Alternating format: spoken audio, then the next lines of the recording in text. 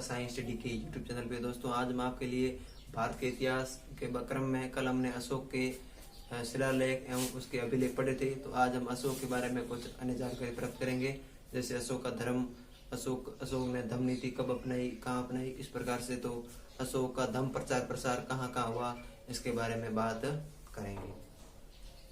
तो बात करते हैं अशोक के धर्म के बारे में। तो अशोक का धर्म क्या था? तो प्रारंभ में ऐसा माना जाता है कि अशोक का धर्म ब्राह्मण था।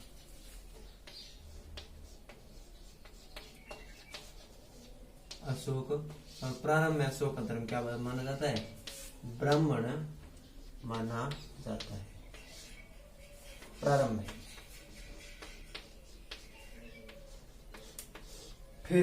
फिर क्या ऐसा क्या हुआ कि अशोक ने अपना धर्म परिवर्तन कर लिया? तो ये प्रारंभ में अशोक का धर्म ब्राह्मण है, इसकी जानकारी हमको सिंहले अनुस्मृति से मिलती है। आगे बात करें तो न्योग्रोती था जिसने अशोक को बौद्ध धर्म के लिए मतलब बौद्ध धर्म की दीक्षा दी थी। न्योग्रोदत्ती एक ऐसा व्यक्ति था जिसने अशोक को बौद्ध धर्म की दीक्षा दी। बाद में अशोक का बाद में धर्म था अशोक का बौद्ध। बाद में बौद्ध धर्म, बाद में अशोक का धर्म क्या हुआ? बौद्ध धर्म। तो बौद्ध धर्म की दीक्षा सबसे पहले किसने दी थी? तो न्योग्रोदत्ती नामक एक व्यक्ति था जिसने अशोक को सबसे पहले बौद्ध धर्म की दीक्षा दी थी। न्योग्रोदत्ती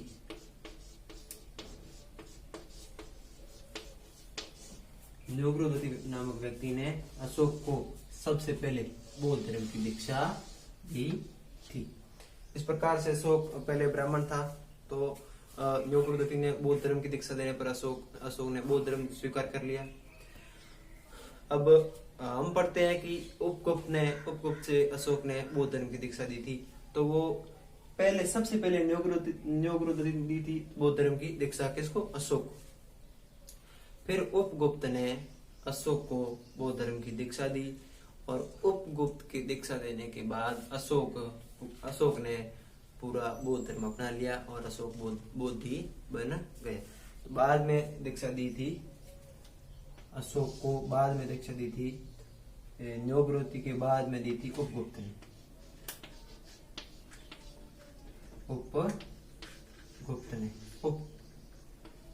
ने अशोक को दीक्षा देने के बाद अशोक पूरा बौद्ध धर्म बन गया, पूरा बौद्धि बन गया। अशोक ने पूरा बौद्ध धर्म ग्रहण कर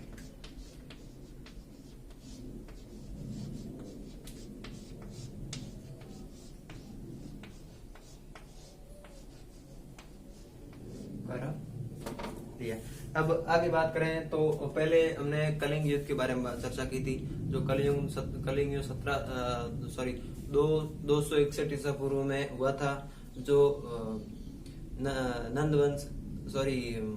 कलिंग के राजा के साथ युद्ध हुआ था, जिसमें अशोक की विजय हुई थी। और उसमें जिस कलिंग युद्ध में अशोक ने युद्ध लड़ा था उसमें 1.5 लाख सैनिक घायल हुए और 1 लाख सैनिक मारे गए। तो उस युद्ध के बाद अशोक ने युद्ध करने की नीति छोड़ दी कि अब इससे बाद में युद्ध नहीं करूंगा। तो इस प्रकार से अशोक ने पहले ब्राह्मण था और फिर बौद्ध धर्म ही बन गया। तो अब आते हैं अलग अलग इतिहासकारों की अलग अलग बात। जो बहुत सारे इतिहासकार हैं वो अशोक का अलग अलग धर्म बताते हैं, तो उन इतिहासकारों के बारे में बात करते हैं। सबसे पहले बात करते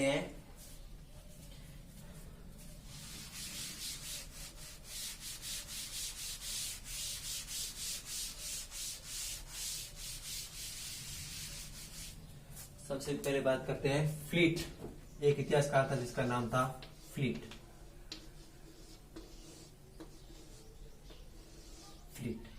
ठीक है। फ्लीट ने यह कहा था कि अशोक का राजधर्म था। क्या? राजा का धर्म था, तो राजधर्म।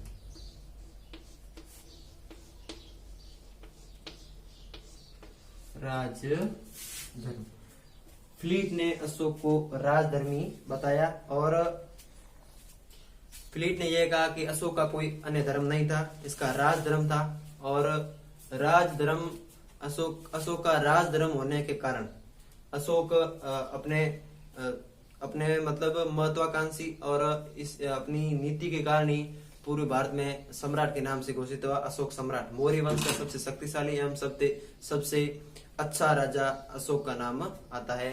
तो अपने राज धर्म के कारण ही अशोक महान बना और अशोक मौर्य वंश में सबसे शक्तिशाली एवं सबसे अच्छा नेता था।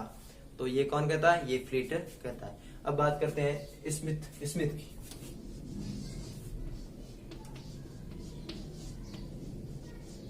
स्मिथ की बात करते हैं तो स्मिथ कहता है कि अशोक सभी धर्मों को मानता था, अर्थात सभी धर्मों का राजा था, सभी धर्मों को मानता था, सभी धर्मों को मानने वाला, सभी धर्मों का साक्षी भी इसे माना जाता है। आगे बात करें एक और इतिहासकार जिसका नाम है सेनार्ट। सेनार्ट ने अशोक को बौद्ध धर्मी बताया। तो बात करें सेनार्ट।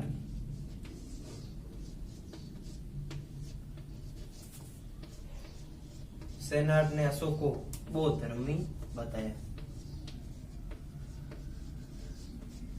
जो सत्य भी है। ये भी सत्य है कि अशोक बौद्ध धर्मी था। और फ्लीट ने तो बताया इसको राजधर्म, और स्मिथ ने बताया सभी धर्मों का साक्षी, और सेनार्ट ने बताया इसे बौद्ध धर्म का अनुयायी या बौद्ध धर्मी शासक बताया।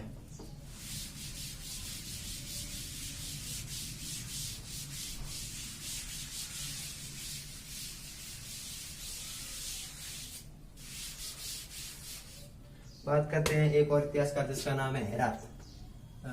3 इतिहासकार में बात करते हैं, बात करते हैं चौथे इतिहासकार में जिसका नाम है हेरास। हेरास ने कहा कि अशोक ब्राह्मण धर्म पर आधारित सामान्य धर्म का व्यक्ति था। अशोक ब्राह्मण धर्म पर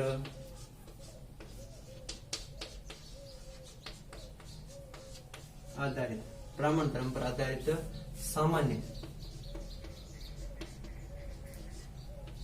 सामान्य धर्म का व्यक्ति था।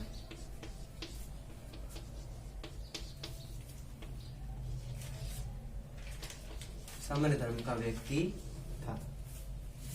अब ये कुछ इतिहासकार थे जो अशोक के अलग अलग धर्म बताते हैं। और अशोक फ्लीट ने तो बताया राजधर्म, और स्मिथ ने बताया कि सभी धर्मों का साक्षी अशोक, और उसने सेनार्ट ने बताया कि अशोक बौद्ध धर्म था। और इस हेरास इतिहासकार ने बताया कि ब्राह्मण धर्म पर आधारित एक सामान्य धर्म का अनुयायी अशोक था।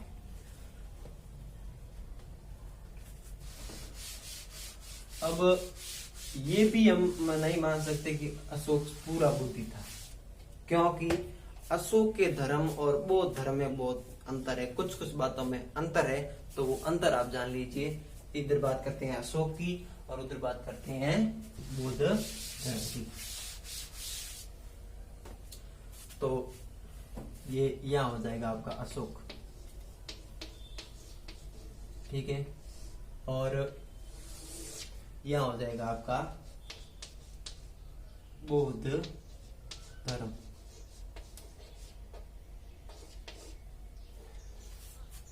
बौद्ध धर्म ये कहता है कि राजनीतिक में हिंसा नहीं होती। बौद्ध धर्म ये कहता है,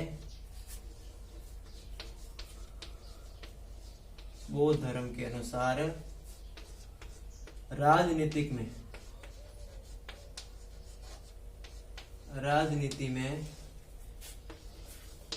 हिंसा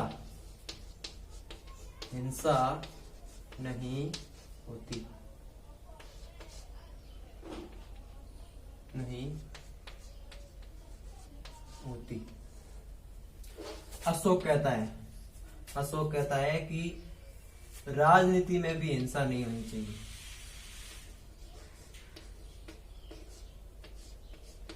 में भी हिंसा नहीं होनी चाहिए। बौद्ध धर्म, अब ये हो गया एक पहला फैक्ट और इनका पहला फैक्ट। बौद्ध धर्म बात करता है मुक्ति की, तो वहीं अशोक बात करता है स्वर्ग की। बौद्ध धर्म बात करता है मुक्ति की, वहीं अशोक बात करता है स्वर्ग की, स्वर्ग की। नंबर 3, बौद्ध धर्म 4 आर्य और अष्टांगिक की बात करता है, लेकिन अशोक इससे परे, अर्थात अशोक इसको नहीं मानता। 4 आर्य और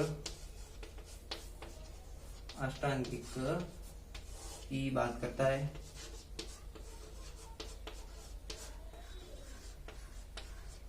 लेकिन अशोक इसे नहीं मानता। अशोक इसमें इससे संबंध नहीं रखता।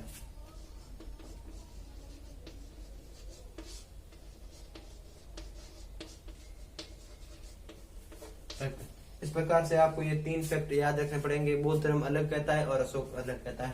पहला है, अशोक कहता है कि राजधर्म में, राजनीति में भी हिंसा नहीं होनी चाहिए। अर्थात अशोक कहीं भी किसी हिंसा को प्रधान नहीं मानता, किसी भी हिंसा को मान्य नहीं मानता। अशोक ये कहता है कि राजनीति में भी हिंसा नहीं होनी चाहिए। वहीं बौद्ध धर्म ये कहता है कि राजनीति में हिंसा नहीं कहलाती। जैसे कि माना कि हल्दी घाटी में महाराणा प्रताप थे, जिन्होंने मुगलों को मारा, मुगलों की मतलब हिंसात्मक लड़ाई लड़ी, तो मुगलों को मारा, तो वो क्या हिंसा थी? नहीं, वो हिंसा नहीं थी, क्योंकि राजनीति में देश धर्म के लिए, देश अर्थात अपने वतन के लिए किसी दूसरे के वतन के लोगों की हिंसा करना हिंसा नहीं कहलाती। अगर वो पहले आक्रमण कर दे और फिर उनको मारे नहीं, कि हम हिंसा नहीं करते, तो वो तो हमको मार के चले जाएंगे, फिर हिंसा कहाँ रहेगी। तो इस प्रकार से राजनीति में हिंसा नहीं होती, ये मानता है बौद्ध धर्म। लेकिन अशोक कहता है कि राजनीति में भी हिंसा नहीं होनी चाहिए। अशोक ये कहता है कि युद्ध में भी हिंसा होना गलत बात है, और अशोक हिंसा को गलत बताता है, जैसे कि महात्मा गांधी बताते थे। हमारे महात्मा गांधी ने, अंग्रेजों ने कितना हमारे पर अत्याचार किया, लेकिन महात्मा गांधी ने अहिंसात्मक व्यक्ति थे, और उस टाइम अंग्रेज हमारे पर हावी हो रहे थे, तभी भी महात्मा गांधी ने हिंसात्मक कदम नहीं उठाया, क्योंकि महात्मा गांधी अहिंसात्मक व्यक्ति थे। यही कारण है महात्मा गांधी का कि महात्मा गांधी हिंसात्मक कार्य को अंजाम नहीं देते थे। दूसरा कारण कि अशोक बात करता है स्वर्ग की। अशोक कहता है कि हमको स्वर्ग में जगह मिले, लेकिन बौद्ध धर्म बात करता है कि हमको मुक्ति मिले। बौद्ध धर्म कहता है कि हमको मुक्ति मिले, लेकिन अशोक बात करता है कि हमको स्वर्ग की जगह मिले। तीसरी बात, बौद्ध धर्म में 4 आर्य, अष्टांगिक और भी कुछ नियम है, वो मानता है, लेकिन अशोक इन नियमों को नहीं मानता, इनसे परे है। तो यही कारण है बौद्ध और अशोक में अंतर बताता है। बात करते हैं आगे।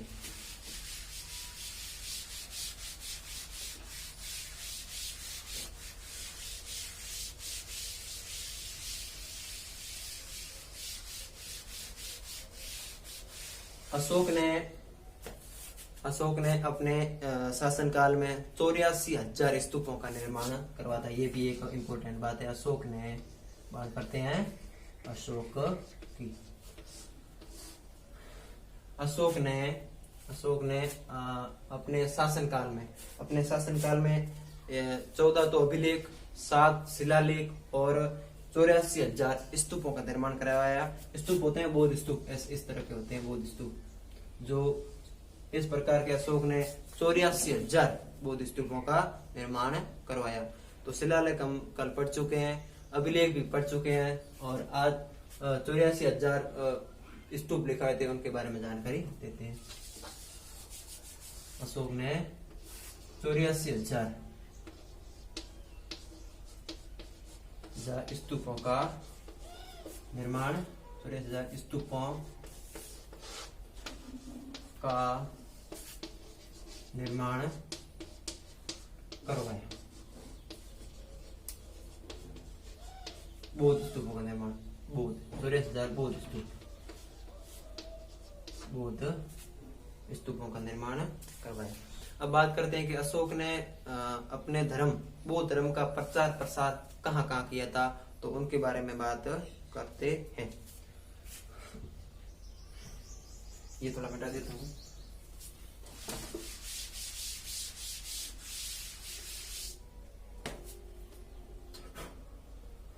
अशोक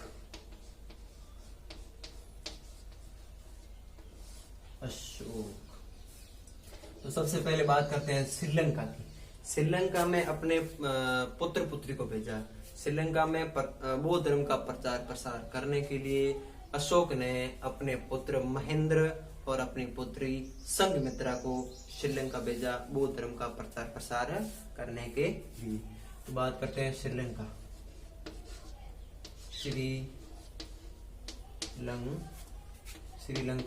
श्रीलंका में भेजा अपने पुत्र और पुत्री को। पुत्र का नाम है महेंद्र और पुत्री का नाम है संघमित्रा। अब आपको याद रखना है कि संघमित्रा और महेंद्र दोनों अशोक के ही पुत्र पुत्री हैं। महेंद्र है अशोक का पुत्र और संघमित्रा है अशोक की पुत्री। अब बात करते हैं आगे कि यूनान में भी अशोक ने अपने धर्म का प्रचार प्रसार किया था। तो यूनान में किसको भेजा था अशोक ने? यूनान में किस व्यक्ति को अशोक ने यूनान में भेजा था? तो नंबर सेकंड यूनान में अशोक ने महारक्षिता को भेजा। महारक्षिता को यूनान में अशोक ने अपने धर्म का प्रचार प्रसार करने के लिए भेजा।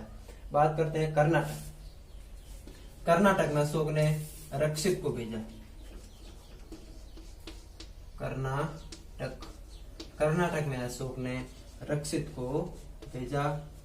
और कांधार जो जम्मू कश्मीर में पड़ता है, तो वहां अशोक ने मंजानतिक को भेजा। कांधार जम्मू कश्मीर के पास ही पड़ता है। हम बात करते हैं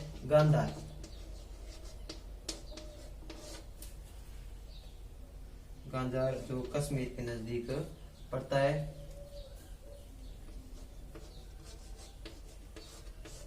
यहाँ भेजा अशोक ने मंजानतिक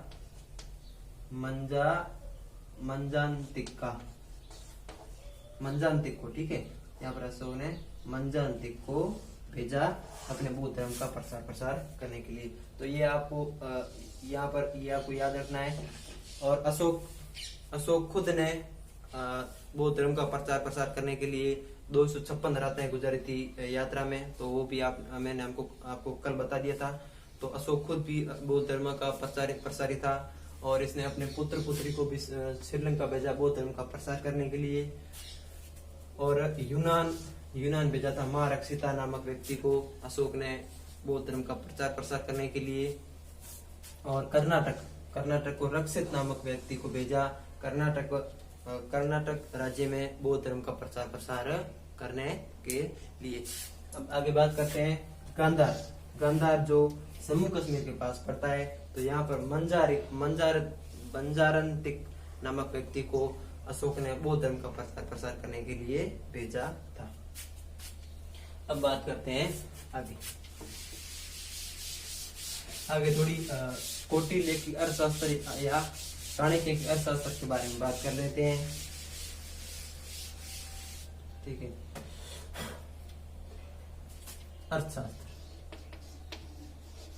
अर्थशास्त्र मौर्य वंश में सबसे महत्वपूर्ण विषय है, ठीक है।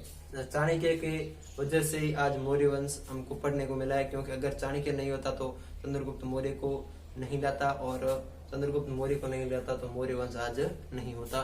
तो चाणक्य के अर्थशास्त्र पढ़ लेते हैं। इसका नाम तो अर्थशास्त्र है, लेकिन है ये पॉलिटिकल दृष्टि से, अर्थात राजनीतिक दृष्टि से। इसमें यह कहा गया है कि राजा का कर्म क्या होना चाहिए, राजा को पहले कमजोर शासक के साथ किस तरह से युद्ध करना चाहिए, राजा को बड़े शासक के साथ किस तरह की युद्ध करना चाहिए, अगर राजा कमजोर है और सामने वाला राजा मजबूत है तो उससे किस तरह से युद्ध करना चाहिए, सेना का क्रम निर्धारण, सैन्य शक्ति, कर आदि राजनीतिक जो राजा का कार्य होना चाहिए उस तरह की ये पुस्तक है। इसका नाम अर्थशास्त्र है। कई बार एग्जाम में पूछ लेता है कि अर्थशास्त्र, चाणक्य की अर्थशास्त्र किस प्रकार की पुस्तक है, तो चाणक्य की अर्थशास्त्र राजनीतिक प्रकार की पुस्तक है। इसमें राजनीतिक कार्यों के बारे में बात की गई है। तो अर्थशास्त्र चाणक्य ने लिखी थी, चाणक्य के अन्य नाम, इसके उपनाम चाणक्य कौटिल्य, कूट बुद्धि का था इसीलिए इसको कौटिल्य था,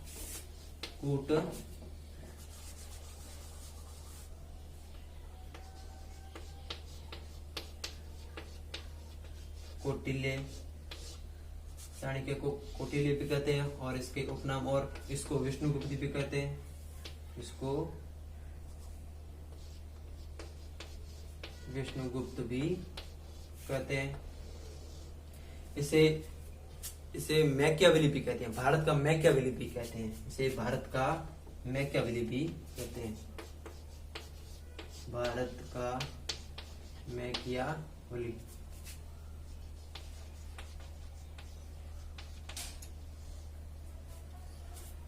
तो इसे कूटनीति के कारण इसे कौटिल्य कहते हैं, और विष्णु के समान इसका व्यवहार होने के कारण इसको विष्णुगुप्त कहते हैं। और भारत का मैकियावेली इसलिए कहते हैं क्योंकि मैकियावेली की पुस्तक द प्रिंस अर्थशास्त्र की पुस्तक के समान है। द प्रिंस में भी उसमें राजनीतिक कार्यों के बारे में बात की गई है कि राजा को किस तरह होना चाहिए। तो इस प्रकार के कार्य अर्थशास्त्र में होने के कारण कौटिल्य या चाणक्य को भारत का मैकियावेली भी कहा जाता है।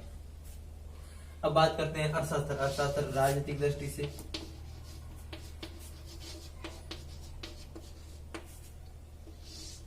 राजनीतिक दृष्टि की किताबें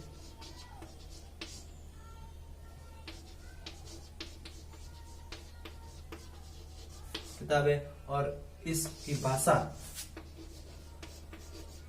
इसकी संस्कृत है, ठीक है। इसमें 6000 श्लोक है,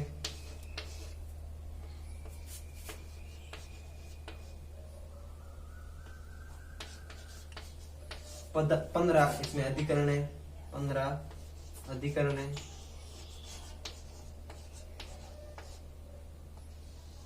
और इसमें 9 दासों का वर्णन है,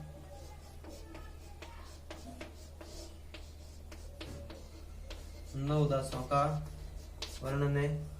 और इस पुस्तक में क्या क्या है आपको और अच्छी तरह से जान ले। ये इस पुस्तक के लेखक है चाणक्य, और चाणक्य का उपनाम है कौटिल्य, विष्णुगुप्त, या इसे भारत का मैकियावेली भी कहा जाता है।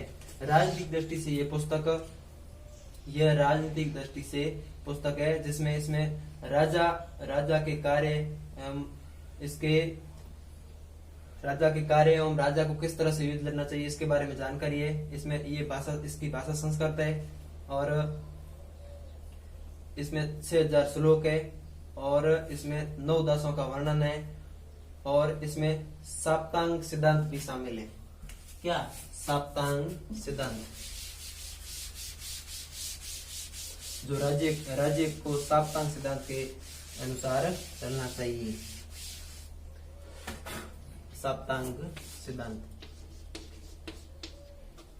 साप्तांग आपको पूछ लेगा कि साप्तांग सिद्धांत किस पुस्तक से लिया गया है, तो साप्तांग सिद्धांत अर्थशास्त्र कौटिल्य की अर्थशास्त्र से लिया गया है। साप्तांग सिद्धांत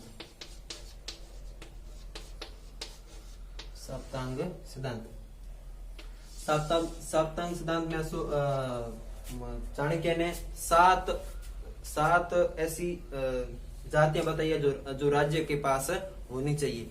एक तो राज्य के पास राजा होना चाहिए, अगर राजा ही नहीं होगा तो राज्य किस काम का। अगर राजा, जैसे माना कि हमारे भारत में अगर प्रधानमंत्री है तो भारत का सबसे हेड और भारत का सबसे बड़ा व्यक्ति प्रधानमंत्री है। अगर प्रधानमंत्री कहे तो भारत में कुछ भी बदल सकता है। जैसे मोदी जी ने नोटबंदी की, तो मोदी जी ने बोला कि नोटबंदी करनी है, तो सारे देश में नोटबंदी बंद हो गई। तो इस प्रकार से मोदी जी ने 370 धारा हटाई, तो वो भारत का प्रधानमंत्री ही कर सकता है कि वहाँ ये हटाना है, उसका नाम ये बदलना है, उसका नाम ये बदलना है। तो इस प्रकार से राजा होगा तो ही राज्य चलेगा, वरना राज्य नहीं चलेगा।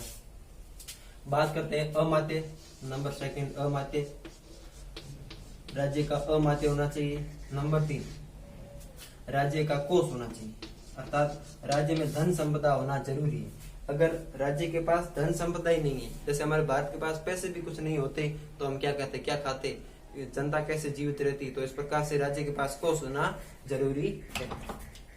राज्य के पास दुर्ग होना चाहिए, ठीक है, राज्य के पास दुर्ग होना चाहिए। और राज्य के पास सेना होनी चाहिए। अगर सेना ही नहीं है, जैसे हमारे पास कोई भारत के पास जैसे माना कि सेना नहीं है, तो चीन पाकिस्तान कोई भी हम पर कब्जा कर सकती है, लेकिन हमारे पास सेना होने के कारण ही वो वहां पर ऐसे झगड़ रहे हैं। वो भी आपकी सेना भेज रहे हैं, हम भी हमारी सेना भेज रहे हैं, फिर भी सीमा पर विवाद चल रहा है। नहीं तो हमारे पास सेना नहीं होती तो आज विवाद ही नहीं होता, वो आ जाते और हम पर राज्य करते। इस कारण सेना होना जरूरी है। और राज्य का मित्र होना जरूरी है, राज्य का मित्र होना जरूरी है। और राज्य की निर्धारित सीमा होना जरूरी, जैसे जनपद होना जरूरी है, सीमा होनी जरूरी। और राज्य में जनता होना जरूरी, अर्थात जनपद होना जरूरी, जनता होना जरूरी है। और राज्य की एक निर्धारित सीमा होनी चाहिए। जैसे भारत के भाग 1 के अनुच्छेद 1 में दिया गया कि भारत की एक निर्धारित सीमा होनी चाहिए, भारत का नाम होना चाहिए। इस प्रकार से आगे बात करते हैं। तो आज के लिए बस इतना ही। कल हम बात करेंगे मौर्य प्रशासन के बारे में। मौर्य प्रशासन में अशोक, चंद्रगुप्त, बिंदुसार, मौर्य वंश किस तरह का था, मौर्य वंश में सामाजिक व्यवस्था, मौर्य वंश में कर व्यवस्था और मौर्य वंश में न्यायिक व्यवस्था किस प्रकार थी। मौर्य वंश में राज्य की व्यवस्था, जैसे सबसे ऊपर राजा, नीचे दार्शनिक, मंत्री, इस प्रकार की व्यवस्था होनी चाहिए। तो ये हम कल की क्लास में पढ़ेंगे। तो आज के लिए बस इतना ही। धन्यवाद। बस।